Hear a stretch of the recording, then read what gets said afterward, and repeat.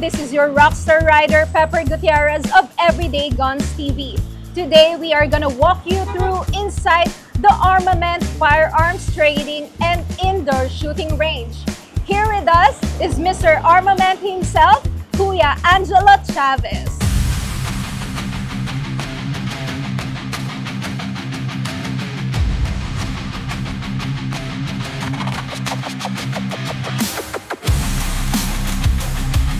Good evening everyone and welcome to Armament Firearms Trading and Indoor Shooting Range.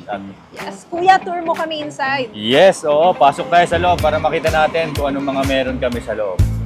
Alright. Welcome sa Armament Firearms Trading and Indoor Shooting Range, Ates. Ito yung mga different brands and firearms na kine-carry namin. Actually, hindi pala naka-display lahat dito. So, as per client's request, may mga guns kami na nasa storage pa namin. Pero ngayon, ito lang yung mga naka-display dito. We also have different range boxes, bullet vest, and ear protections, no? So, meron din kami mga various types of magazines, ammo box, shell cleaning tumbler, grip holder, rigs, grip enhancers, earplugs, and different brands of ammunition. Empty shells, shotguns, and as you can see, rifles pa rin, revolvers, no? And ang opening hours, Kuya, is? We are open from 9 a.m. to 6 p.m. Monday to Sunday, wala kaming close. Ganun kami kasipag dito. At yung mga dedicated staff namin, even kami, na owners, madali nila kami ma-approach kung ano yung mga kailangan nila sa amin. Pero Kuya, di ba, for the knowledge of everybody, ang pagbibili ng firearm is not as simple as bibili ka ng parang wala lang, di ba? Yes. Kasi you also have to have an LTAP, di ba? Or yung license to own and possess firearm. Ngayon, Kuya, matutulungan mo din ba yung mga clients natin sa ganyan, sa pagkuha ng LTAP? Yes, regarding LTAP, no, na as you have mentioned earlier, sa pagbili ng baril talaga, kailangan muna natin, we must possess the LTAP or license to own possess firearm. Personal license mo yun para makabili ka. And after that, pag meron ka ng LTAP, you are eligible or qualified to buy a firearm naman. Tapos dapat registered yung each and every gun na meron sila, di ba? Yes, so dapat lahat yan registered, no? So mag-start sa LTAP, firearm registration, and then if you want to bring your gun to a shooting range or kung saan man, you must also secure a permit to carry. Permit to carry. Yes. Ayan, Kuya, tour mo naman ako inside. Pasok tayo sa aming shooting range. Pero Kuya, wait lang. May nakita ko. Yes. May available. We also have different designs of our apparel. Actually, gumagawa rin kami ng mga apparel. Kung meron kayong mga gustong design, pwede nyong ibigay sa amin yung design. And then we will provide, ipapa-upload namin sa inyo yung map. And then, ayun. So, meron din kaming different brands of types of apparel dito from our brand itself, Armament. And also yung mga gun brands, no? Iba-iba yan. May CZ, may Glock.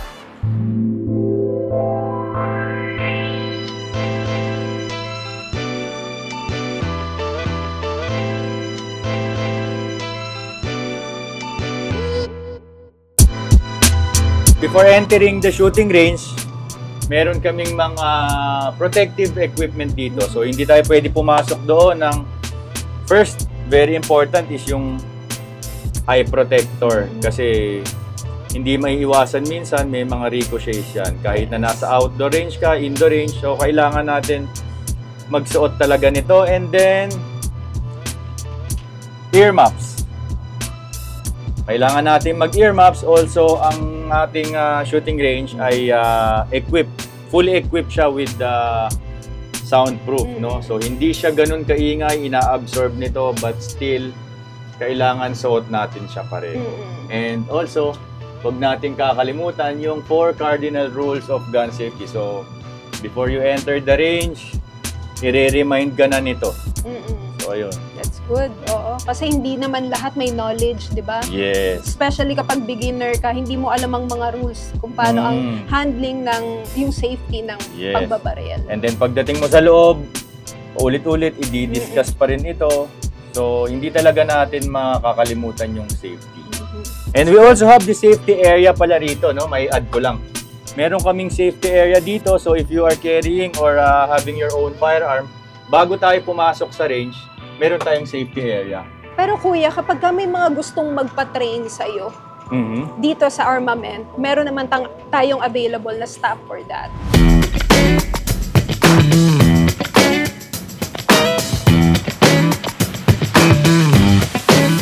Yes, oo. Meron tayong licensed range officer dito. And ako mismo, certified ako ng PNP at EO as gun safety instructor and range safety officer. So, allowed rin ako magturo nung aking nalalaman. That's good and available sila everyday, no? Yes, oo. Available sila everyday. Nandito yung mga range officers natin. So, ito yung ating waiting area. So, yung mga gustong pumutok, kasama yung kanilang mga wife, mga anak, napaka-spacious nung area natin, ang haba ng bench. Meron tayong 7 booth. Ang distansya nito ay roughly between 21 to 22 meters ang haba niya. So, pasok tayo sa loob para mas makita natin kung ano pa yung mga pwede nating ma-enjoy. Yes. Alam mo kuya, just to share ha, kasi ako may mga napupuntahan na rin akong indoor shooting range.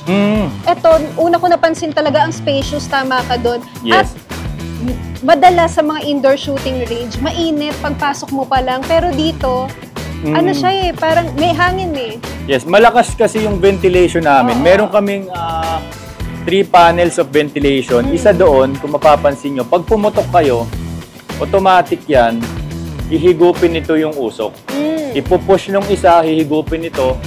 Pag meron pang nakalusot na smoke or kung ano man nagaling doon sa baril, meron pa tayong isang panel ng ventilation pa.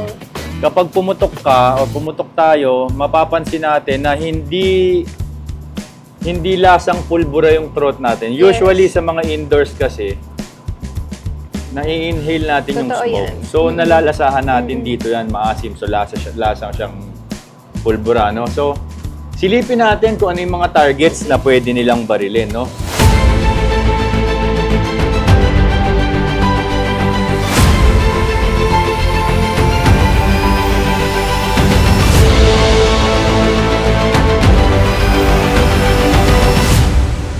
So, we have various metal targets dito. We have mini poppers. We have plate rack. We have hanging targets. We have dueling trees, no? So, bakit ang dami? We decided na maglagay ng maraming metal targets para mas ma-enjoy ng mga shooters. Kasi ang sarap sa tenga pag narinig mo yung ting, ting, ting, di ba? Yung ganon. Yes. Pwede nilang barilin lahat ito for free. Walang charge yan. So, ang dapat lang nilang gawin is tamaan. Yes. Yun lang. Walang bayad gamitin yan. Once you enter the shooting range, kasama yan sa babarilin nila for free. Tamaan lang nila kasi medyo maliliit.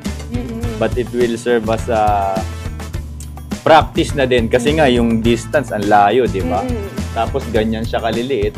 Pag sinipat mo doon, talagang maliit na siya. At saka matututo kapag ganun din. Matututo ka, yes. With the guidance of our range officers. And also, kung mapapansin nila, may mga drum. Bakit may mga drum dyan? Kasi meron tayong mga pumupunta rito na mga naglalaro ng practical shooting. So, nagpapaset up sila dito. Dito sila nag-i-indoor, nagra-run sila, nagpa-practice sila. Kapag ayaw nilang mainitan or let's say umuulan, dito naman yung weather dito. Kahit gabi, hanggang 6 o'clock pwede. No? So, yun, dito sila nagpa-practice, kahit ako, mga kaibigan, dito. So, anytime, welcome naman sila pumunta dito. Enjoy nila kung anong facilities na meron dito. Safe din tayo rito kasi meron ding CCTV. And then, both sides, meron ding CCTV doon. So, lahat ito nakamonitor, nakikita natin yung movement ng mga tao sa loob ng ating shooting range. At saka nakakatuwa doon, nasa receiving area din yung monitor. Yes. Nung CCTV. Kaya makikita rin nung mga ibang tao kung sino nasa loob, kung safe ang nasa loob.